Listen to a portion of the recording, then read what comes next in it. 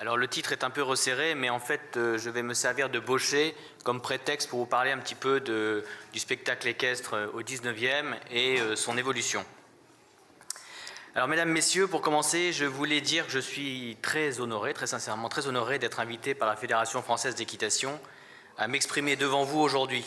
Donc comme Daniel l'a dit et Pascal, je suis enseignant d'équitation, passionné d'histoire et de culture équestre, et intervenir ici dans le cadre du congrès fédéral dédié au spectacle me réjouit profondément, car je connais la teneur de vos travaux et la qualité de l'animation conduite par la commission fédérale. C'est pourquoi je suis heureux de partager cette aventure avec vous aujourd'hui. Je remercie Daniel Lambert pour son invitation et je remercie plus largement l'ensemble de l'équipe de Jean-Claude Savournin et Serge Lecomte pour ce qu'ils font au profit des clubs et de m'offrir l'opportunité d'apporter ma petite pierre à l'édifice. Je tiens aussi à remercier Pascal Marie pour tout ce qu'il m'apporte. Je tiens à souligner l'engagement de l'organisation de Cheval Passion qui œuvre au bien commun depuis plus de 30 ans. Grâce à ces femmes et ces hommes qui ne ménagent jamais leur peine pour le développement de notre culture et des établissements équestres, grâce à vous qui êtes porteurs de notre avenir commun, nous retrouvons nos racines et nous inscrivons dans un continuum historique que je trouve, moi, magnifique. Et nous allons justement parler d'une partie de notre héritage qui est le spectacle équestre. Le plan. Jadis à la cour, puis au cirque, maintenant au cœur des clubs comme sur les grandes scènes internationales, le spectacle équestre réunit plus de valeurs et de devenir qu'on ne le pense a priori. Non seulement il s'inscrit parfaitement dans l'histoire équestre française, il en est même un des courants, mais il a surtout un rôle majeur à jouer aujourd'hui. Alors il faut savoir que le spectacle équestre a toujours existé. De tout temps, les hommes ont exhibé des chevaux au gré de toutes sortes de prouesses équestres pour leur bon plaisir. Ces exhibitions ont pris différentes formes, plus ou moins codifiées. Ainsi, la quintaine que vous voyez là, les joutes, ou les tournois du Moyen-Âge sont-ils par exemple des spectacles équestres de la même façon que les carousels un peu plus tard au XVIIIe, quand bien même ils avaient d'autres fonctions, en l'occurrence sociales et guerrières. La forme plus particulière qui nous rassemble ici, aujourd'hui, vient d'un écuyer militaire anglais dont je crois que vous avez déjà entendu parler, qui s'appelle Philip Ashley, et qui a l'idée en 1768 de circonscrire un espace spécifique pour présenter au public des démonstrations d'exercices de voltige équestre. À travers la délimitation d'un espace déterminé prend forme l'institutionnalisation d'un nouveau genre spectaculaire. Ainsi naît le théâtre équestre, car le théâtre équestre précède le cirque. Il commence à cheval d'abord par de la voltige, puis rapidement par des présentations équestres qui témoignent de la maîtrise technique des écuyers. Grâce à Ashley, puis après la dynastie des Franconi, puis Baucher, puis Phillis et bien d'autres, le cirque équestre va gagner ses lettres de noblesse et atteindre son apogée au XIXe siècle, à une époque où, il convient de le rappeler, il n'y avait ni télévision, ni cinéma, ni YouTube, ni téléphone portable. Le cirque était le lieu de divertissement où l'on croisait aussi les grandes personnalités du moment. Parmi les figures du cirque qui traverseront l'histoire, il faut citer François Baucher. Et je vais faire une petite digression sur le parcours, enfin surtout sur la jeunesse équestre de Baucher pour expliquer pourquoi il a brillé au cirque. Baucher est né en 1796 à Versailles, à 2 pas des écuries royales, que vous voyez là, dont les bâtiments abritèrent pendant près de 2 siècles la plus célèbre académie d'équitation de l'Europe. La même année, nous écrit de Carpentry, une école nationale d'équitation fut organisée dans ces bâtiments avec les débris du personnel subalterne et du matériel de l'ancienne académie, dispersés par la tourmente révolutionnaire. Ainsi, dès sa petite enfance et pendant ses jeunes années, François Baucher fut sans doute attiré par le spectacle quotidien des exercices équestres qui se déroulaient sous ses yeux sur les terrasses en bordure des écuries. Son père, Pierre, est marchand de vin, et non pas boucher comme on le croit d'habitude, ou comme le dit d'ailleurs de Carpentry, il est marchand de vin. Et donc Baucher est issu d'une famille modeste, modeste mais pas miséreuse, car la succession de son père, Baucher fils unique, lui permettra de reprendre le manège du Havre en 1822. François Baucher part en Italie à 14 ans, c'est-à-dire vers 1810, avec son oncle, dont on ne sait rien excepté qu'il était au service du prince de Borghese, dont il dirigeait les écuries initialement à Turin. Alors le prince de Borghese, c'est intéressant parce que le prince de Borghese que vous voyez à gauche est un prince romain. Il épouse la sœur préférée, comme on dit, de Napoléon, qui est Pauline Bonaparte. Et donc, lorsqu'on parle de l'équitation du prince de Borghese et de cette noblesse, on parle d'une équitation extrêmement classique, c'est-à-dire qu'elle n'est pas fantasque, elle est extrêmement classique. En tant que directeur des écuries du prince de Borghese, l'oncle de Baucher vient de temps en temps en France pour y chercher des chevaux, des voitures et du personnel. C'est lors d'une de ces tournées de remonte qu'il ramène son neveu François comme élève piqueur, et Baucher débute donc sa carrière vers 1810 et il a 14 ans. Il travaille vraisemblablement sous la direction de son oncle, et c'est sans doute à cet oncle, dont on ignore où il avait appris l'équitation, que Baucher doit sa formation première. Son éducation équestre est classique et on l'imagine assez poussée. Plusieurs éléments nous le font penser. D'abord, l'équitation du prince de Borghese, mais aussi parce que Baucher est un perfectionniste et travaille déjà, comme il le dira plus tard au général Lott, je cite, avec une ardeur infatigable. Donc on peut imaginer que Baucher va sûrement dans le détail. Deuxièmement, on sait qu'il utilisera les sauteurs au pilier, dont il niera d'ailleurs plus tard l'utilité, pour l'instruction de ses élèves jusqu'à son manège de Rouen en 1833. Baucher aura alors 37 ans. D'ailleurs, le général Lott nous rapporte que Baucher en avait un sauteur dans son écurie de Rouen, connu de tous les hommes de cheval de sa région, qui déposait sans exception, seul Baucher restant indécrochable sur son dos. Au début de la Restauration, sans doute 1814-1815, Baucher rentre en France, après, dit-il, avoir visité les principaux manèges pour son instruction personnelle. Il réside ensuite chez son père à Versailles, et il racontera d'ailleurs au général Lott ses ruses, et là je cite Baucher, ses ruses pour apercevoir le vicomte Pierre-Marie d'Abzac, dont il guettait les sorties à cheval.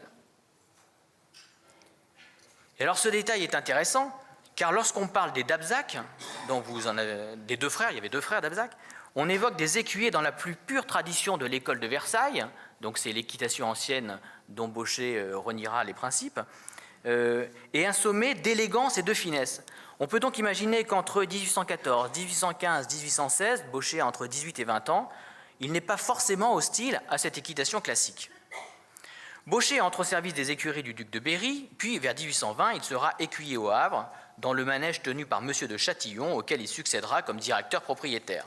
Un peu plus tard, sans abandonner ce manège, il reprend à Rouen, rue du Gué-Trouin, celui d'Antoine Franconi, écuyer de cire, qui est d'ailleurs le premier à avoir mis la haute école sur la piste. Il reprend donc celui d'Antoine Franconi, qui avait fondé en 1775 et dirigea simultanément pendant une dizaine d'années les deux établissements, passant l'hiver et le printemps à Rouen, l'été et l'automne au Havre. Et là, je vais faire un petit aparté sur l'enseignement de Baucher. C'est un tableau que vous trouverez au musée Hermès, qui est magnifique et qui représente Baucher. Et on le voit rarement, donc c'est pour ça que je vous l'ai mis. Donc voilà Baucher jeune. Alors, l'aparté consiste à se demander quel est l'enseignement que Baucher donnait à ses élèves au Havre ou à Rouen. Ces leçons sont-elles encore celles du manège classique et conformes à la tradition de l'ancienne école? C'est en 1833 qu'il publie son premier ouvrage, le Dictionnaire d'équitation, où tout l'essentiel de sa méthode est contenu. Baucher a alors 37 ans, et donc ça fait, comme on dit, 23 ans qu'il est dans les chevaux. Sa méthode est de toute évidence le fruit d'une expérimentation longuement approfondie et d'une étude qui a nécessité beaucoup de temps. Au cours des années de préparation de cet écrit, Baucher a-t-il continué à professer des principes qu'il rejetait dans son ouvrage? C'est peu probable, même s'il conserve encore l'usage des sauteurs au pilier. Sans doute a-t-il modifié sa pratique par petites touches au fil de ses découvertes et a-t-il progressivement adapté son enseignement au fil des essais de transmission de ses élèves. En tout cas, et c'est là où je veux en venir, bien qu'il ait souhaité incarner une rupture équestre, Baucher n'a pas créé sa méthode sans s'appuyer sur l'héritage de Versailles, ni sans en avoir une parfaite connaissance. Il en a d'ailleurs conservé certains éléments, parfois peut-être à son insu. Le main sans jambe, jambe sans main était déjà professé par Bourgelat et par Dauvergne 100 ans avant lui. Et il en a peut-être aussi gardé, je dirais, de mauvaise foi, alors vraiment entre guillemets pour ne pas écorcher l'idole, comme par exemple l'épaule en dedans, dont on sait que Baucher disait que ça ne servait strictement à rien, mais certaines anecdotes montrent qu'il n'hésitait pas à s'en servir face à des chevaux particulièrement retors.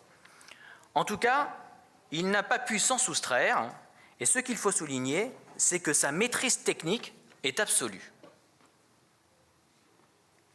Et c'est bien parce qu'il s'appuie sur une parfaite maîtrise technique qu'il brille au cirque des Champs-Élysées à partir de 1838. Baucher a environ 42 ans, engagé par Franconi. Donc Baucher commence le cirque à 42 ans. On a l'impression que c'est un écuyer de cirque qui a passé sa vie à faire du cirque, mais non, il commence relativement tard le cirque. Aux Champs-Élysées, il stupéfie par la précision avec laquelle il monte et le public est émerveillé. Baucher innove, il est créatif et exécute des tours de force qui témoignent du contrôle psychologique et biomécanique absolu de sa monture. Son emprise sur l'animal est totale, ses aides intransigeantes, dans un contexte où la maîtrise technique équestre est un signe de distinction sociale. Baucher innove, mais cette innovation n'est pas uniquement artistique, elle est aussi technique.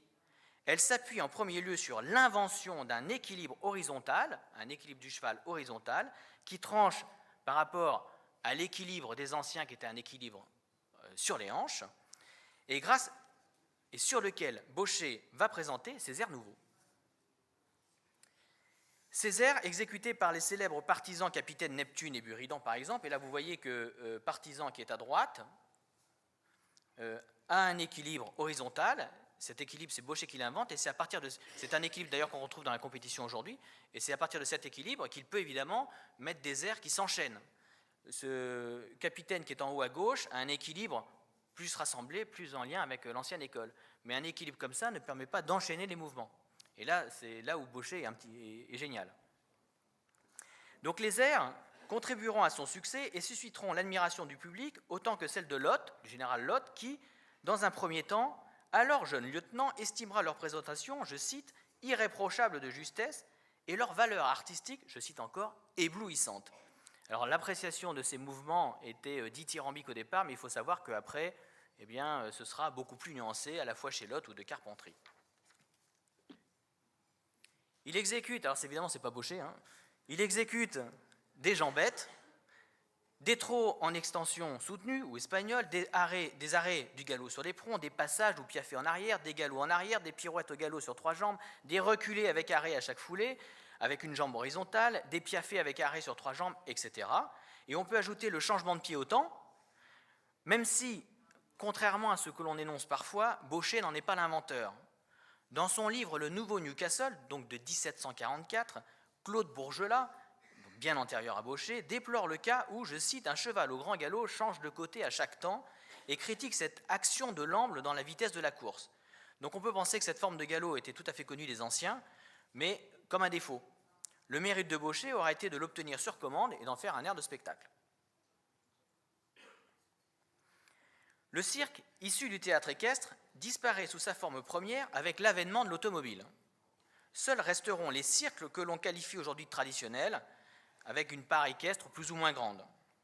Moins chez Zavata, plus chez Grus. Il renouera avec le succès à partir des années 80, notamment grâce à quelqu'un que vous connaissez bien, c'est Bartabas.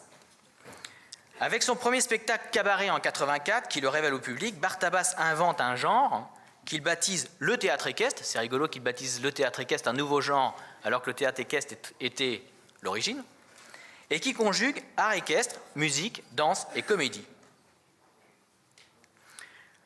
Comme les autres avant lui, il se sert de sa technique pour fasciner le public. Il galope en arrière sur une planche de bois, souvenez-vous, mais surtout il a tout un numéro dans lequel son cheval Zingaro l'attaque. Je ne sais pas si vous vous souvenez de ce numéro, mais à l'époque ça avait fait, c'était quelque chose de fantastique. Par son audace artistique, Bartabas permet à un genre, donc le spectacle équestre, de se réinventer et de retrouver sa place dans l'espace du spectacle. Il libère la créativité en osant des mises en scène originales.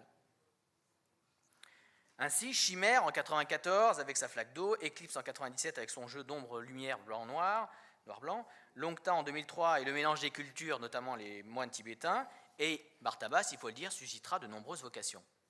Le ressort est toujours l'émotion, mais le jeu de scène se déplace. Les prouesses techniques cèdent lentement la vedette aux innovations scénographiques, comme la lumière dans son spectacle Le lever du soleil, ou le bain de mousse, je ne sais pas si vous avez vu, dans le dernier spectacle, On achève bien les anges, ou le mariage de l'art équestre et de l'art contemporain avec Caroline Carlson dans We Were Horses en 2003. Tout est visuel et destiné à susciter des émotions, le rêve, et suggérer cette part de mystère et d'invisible qui unit l'homme au cheval. Alors évidemment, Bartabas n'est pas le seul, et d'autres artistes renforceront le sillon, comme Camille Emanolo du Théâtre du Centaure, Jean-Marc Imbert, les Pignons Delgado, j'aurais pu en citer évidemment beaucoup. Le spectacle équestre répond néanmoins à son époque, et celui d'aujourd'hui n'est plus celui d'hier. Aujourd'hui, l'émotion n'est moins d'une maîtrise biomécanique du cheval que d'une certaine manière la prouesse de la relation. Jean-Marc Imbert est le premier à se mettre debout en poste hongroise sur 2 chevaux nus et au galop, et ce tour de force sera développé, amplifié, magnifié avec brio par Lorenzo. Les Pignons Delgado, les deux frères Pignon par exemple, vont fortement contribuer à construire et populariser un autre genre basé sur le travail des chevaux en liberté. Lieu de prouesse et d'émotion, le théâtre équestre est aussi un lieu de considération et d'ascension sociale. Dans un siècle où l'habileté équestre et la tenue à cheval sont des éléments de différenciation sociale essentiels, les écuyers de cirque du XIXe accèdent à une reconnaissance qu'ils n'auraient pas obtenue sans le cirque. Ashley, comme les Franconi, propose d'ailleurs des cours d'équitation en journée auxquels se rendent les personnalités prestigieuses, plaçant leur établissement au cœur de nouveaux modes d'accès à des pratiques jusque-là réservées à la confidentialité des manèges aristocratiques et des académies traditionnelles. James Willis, par exemple, signe encore de cette ascension sociale. James Willis, qui était un écuyer complètement formé au cirque, deviendra écuyer de l'école de cavalerie écuyer en chef de l'école de cavalerie de Saint-Pétersbourg, ce qui n'est pas rien, après avoir été le professeur de Clémenceau. Et pour la petite histoire, si vous allez sur mon profil Facebook, donc à Guillaume Henry, sans vouloir faire de pub, si vous regardez un peu dans l'historique, il y a une petite vidéo qui date à peu près de 1940 de mémoire, mais Pascal pourrait le dire avec précision, et qui montre une démonstration de l'armée russe devant les officiels russes, et on voit les écuyers russes faire en live, en vidéo, exactement le travail de James Willis, puisque James Willis avait été l'écuyer en chef, et donc on se place à peu près 30 ans plus tard, et donc vous pourrez voir en live ce que devait être le travail de James Willis, et c'est très intéressant. C'est très surprenant, exactement. Donc Baucher, puisqu'on parle d'ascension sociale, Baucher, quant à lui, a de nombreux élèves, civils et militaires, y compris un grand nombre d'officiers supérieurs, dont le commandant de Novital, qui est écuyer en chef du Cadre Noir de 1841 à 1847. Novital dira d'ailleurs de sa méthode qu'elle est, je cite, « une nouvelle fontaine de jouvence où les vieilles traditions viendront se retremper ». Et vous connaissez l'histoire, le rapport de Novital sur la méthode de Baucher sera si élogieux que la méthode de Baucher sera même expérimentée dans l'armée sur une centaine de chevaux, d'ailleurs plutôt avec succès, mais malheureusement elle ne sera pas acceptée, puisque le protecteur de Baucher meurt avant les résultats. Mais il faut se souvenir, c'est ce qui est important, il faut se souvenir de l'importance du Cadre Noir à l'époque, donc on est au 19e, ainsi que du rôle et de la place politique et sociale de l'armée au 19e, pour mesurer ce que cela représente en termes d'ascension sociale pour un simple petit fils de marchand de vin, que d'enseigner à l'écuyer en chef du Cadre Noir, que d'enseigner à l'armée ou de montrer sa méthode à l'armée. Et d'ailleurs, la célèbre querelle qui opposa le Comte d'Or, qui a été écuyer en chef du Cadre Noir de 47 à 54, et Baucher, est d'ailleurs autant équestre que politique et sociale. Elle confronte le peuple à ceux d'en haut, c'est-à-dire les traditionalistes, que les premiers appellent de façon irrévérencieuse les perruques. Et je vous cite ce qu'ils se disaient à l'époque. « Il plaît aux bourgeois d'acclamer un fils du peuple, parvenu sans maître à la maîtrise, et de faire la nique aux émigrés survivants de Versailles. » Donc ça vous donne un peu le ton. Le triomphe de Baucher, d'ailleurs sur le cheval Géricault, dont je pourrais un peu détailler, au cirque des Champs-Élysées en 1939, en est une parfaite illustration. Et cette ascension sociale, cette position sociale, on la retrouve encore aujourd'hui avec par exemple Bartabas, qui est régulièrement invité par France Culture, Arte ou les grands hebdomadaires nationaux à chaque nouveau spectacle.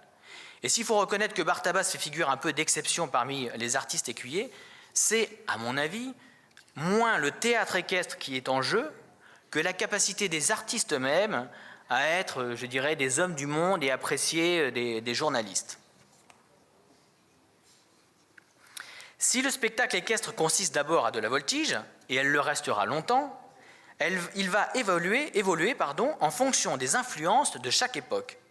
L'anglomanie au XIXe siècle, une sorte de besoin de rupture en 80 qui réussira à Bartabas, ou ce qu'on appelle plus généralement la relation aujourd'hui, en ce début du XXIe siècle. Dans tous les cas, il exploite les capacités naturelles du cheval et s'appuie sur une maîtrise technique irréprochable. Ashley capitalise sur son expérience équestre acquise dans l'armée, Baucher sur sa technique équestre et sa nouvelle méthode de dressage. Car l'écuyer de spectacle équestre n'est pas seulement écuyer, il a vocation à se montrer, à faire naître de l'émotion, et il n'y a pas d'émotion sans un socle technique irréprochable. Imagine-t-on un chanteur sans technique, un acteur de théâtre ou de cinéma sans technique, un danseur de l'opéra sans technique? Eh bien non, car elle seule permet de s'exprimer, de créer et d'émouvoir. Et c'est là sans doute une véritable question posée à notre temps. À l'heure où le goût de l'effort se modifie, alors je ne dis pas qu'il diminue ou quoi que ce soit, c'est juste factuel, le goût de l'effort chez les jeunes a tendance à se modifier, il n'est pas comme il y a 30 ans, par exemple.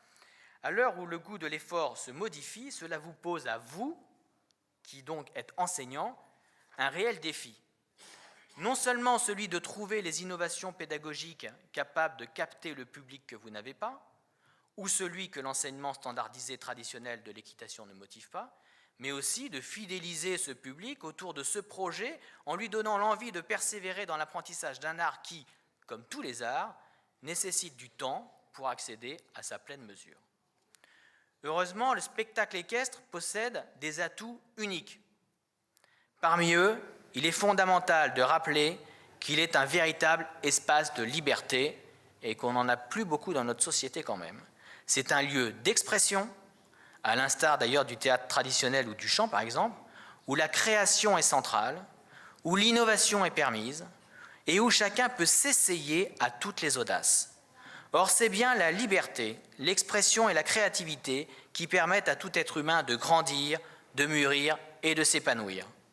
De plus, il se base sur la relation entre des êtres vivants, ce qui est le fondement même de notre humanité. Nous sommes des êtres de relation, l'amour c'est contagieux, la haine c'est contagieux, le rire c'est contagieux, nous sommes des êtres de relation, on est en interaction avec notre monde. Et le spectacle équestre ou le travail avec un cheval est donc, fait partie de nos racines de la relation.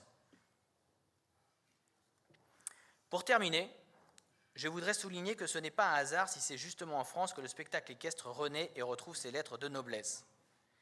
Les caractéristiques de l'école française, dont Madame le maire disait, l'école française qui est maintenant inscrite au patrimoine de l'humanité auprès de l'UNESCO, les caractéristiques de l'école française sont la recherche de l'aisance, de la beauté, la Guérinière disait « la grâce est un si grand ornement », etc. C'est la recherche du naturel dans la sobriété, de l'émancipation du cheval, avec des cavaliers qui donnent l'impression d'agir avec la facilité de ceux qui font bien ce qu'ils font. Et ça, c'est une constance de l'école française depuis le XVIe siècle. Le spectateur, subjugué, ne sait plus, face à un mouvement, qui du cheval ou du cavalier en est à l'origine. Nous sommes des latins, épris de liberté, peu à l'aise dans une discipline étroite, écrivait le lieutenant-colonel Margot, écuyer en chef du Cadre noir après la Deuxième Guerre mondiale. Notre équitation, donc l'équitation de tradition française, est basée sur la sensation, parfois l'intuition, le tact, la sensibilité, ce qui nous donne une grande capacité d'adaptation et une prépondérance à l'artistique. Elle n'en reste pas moins fondée sur une technique affirmée, incarnée dans une doctrine, des méthodes et des moyens nés en France tout au long de notre histoire, qui s'y sont développés, qui ont été entretenus et perfectionnés de manière ininterrompue jusqu'à nos jours. L'équitation française, c'est un patrimoine technique qui s'est construit au fil de l'histoire. Et je ne sais pas si j'ai 2 minutes pour détailler tout le monde là-haut. Donc vous avez à gauche, vous avez donc, alors ça c'est le tronc commun napolitain avec Grisonnet. Ensuite vous avez, donc de gauche à droite, Pluvinel, inventeur des piliers. Ensuite vous avez La Guérinière.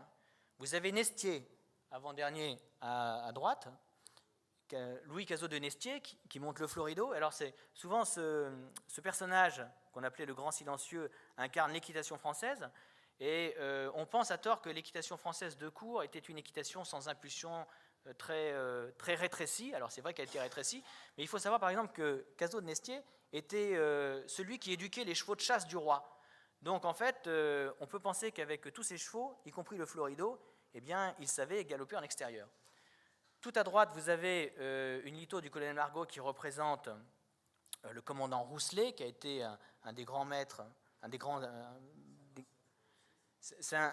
fait partie de ceux qui ont inspiré le général Laute. En dessous, vous avez le Comte d'Or, en dessous à gauche. Ensuite, vous avez un personnage avec les jambes en avant. C'est le duc du Newcastle, qui est intéressant parce qu'il a inventé un système de reines coulissantes. Donc ce sont ce qu'on appelle les reines allemandes aujourd'hui. Donc c'est lui qui les a inventées. Et les reines allemandes, vous savez qu'elles deviennent allemandes à partir de l'occupation. Avant, on appelle ça les reines coulissantes. Vous avez en dessous Baucher. Vous avez le général Lotte, donc, qui est celui qui a écrit les questions équestres et qui incarne donc, la doctrine équestre française. La doctrine équestre française à l'UNESCO est fixée par les questions équestres du général Lotte. Vous avez Jacques de Saint-Phal, qui fait un galop sur 3 jambes. Et en dessous, vous avez Caprilli, donc l'inventeur du saut en avant et surtout en lâchant la tête. Ensuite, Danlou, qui est le véritable inventeur du sport équestre moderne, parce qu'il s'appuyait sur Caprilli. Et vous avez à côté Magdalena Pommier, qui, à mon avis, incarne, comme bien d'autres d'ailleurs, la révolution qui se joue sous nos yeux depuis les années 90. Donc, c'est bien tout cela que l'on retrouve dans le spectacle équestre, un lieu qui s'appuie à la fois sur un patrimoine technique et qui s'enrichit, comme il l'a toujours fait, des découvertes en matière de technique et de connaissance du cheval. Les écuyers du spectacle équestre d'aujourd'hui sont les dignes héritiers et modernisateurs de la tradition équestre française. Une fois de plus, la France montre la voie, car c'est bien en France que l'art du spectacle équestre a connu ses lettres de noblesse au XIXe siècle, et c'est bien en France qu'il s'épanouit depuis son renouveau dans les années 80. Aujourd'hui, l'excellence des artistes français est reconnue dans le monde entier. Et puisqu'il est toujours important de pointer ce qui fait notre exception culturelle, soyons un peu chauvins, sachez que sur plus de 150 fédérations équestres dans le monde, la France est la seule à avoir une commission spectacle créée par et à l'initiative de Jean-Claude Savournin avec Serge Lecomte et Pascal Marie. J'avais noté en 2004, mais il y avait eu un peu de débat hier soir là-dessus. Et elle est la seule à disposer d'un marché international du spectacle équestre, le MISEC, créé en 2005 par Maurice Gall au sein du salon Cheval Passion. Et il faut mesurer ça. Pour inventer, il faut se souvenir, jadis l'équitation française rayonnait par son art de cours, aujourd'hui elle s'exporte dans le spectacle équestre. Et entre les deux, une longue tradition qui se renouvelle, s'interroge et innove. Pour conclure, je vous dirai que vous êtes aujourd'hui les acteurs de l'histoire. C'est un peu pompeux, c'est un peu littéraire, mais c'est vrai, vous êtes les acteurs de l'histoire. Vous portez une tradition, l'équitation française, construite sur de multiples courants et usages, dans un genre, le spectacle équestre, que l'on regardera dans 50 ou 100 ans, j'en suis persuadé, comme un courant majeur de l'évolution de l'art équestre en général et de la place du cheval dans la société en particulier. Aujourd'hui, la performance au sens large doit avoir un sens, et ce sens n'est plus forcément d'être le plus rapide, le plus fort ou de sauter le plus haut, ce qui sont les objectifs du sport, mais de se nourrir, de grandir, de se réaliser, de retrouver son humanité perdue. En cela, le spectacle équestre est une voie royale. Il offre la possibilité de se réaliser avec un animal, le cheval, dont on reconnaît désormais les valeurs anthropologiques. De plus, il est accessible à tous. Vous autres, enseignants en général et enseignants du spectacle équestre en particulier, incarnez une tradition qui ne demande qu'à être transmise. Pour cela, il faut bien sûr trouver les mots, les innovations pédagogiques capables de capter et fidéliser un public autour d'un projet qui, pour réussir, c'est-à-dire susciter de l'émotion, innover et être créatif, doit nécessairement s'appuyer sur une technique, qu'elle soit équestre, ectologique, etc., irréprochable. La barre peut sembler haute, mais elle ne l'est pas tant que ça, car le mouvement est en marche et vous avez en vous, et de façon déjà sensible, la tradition, l'intuition et la créativité pour réussir. Je vous remercie.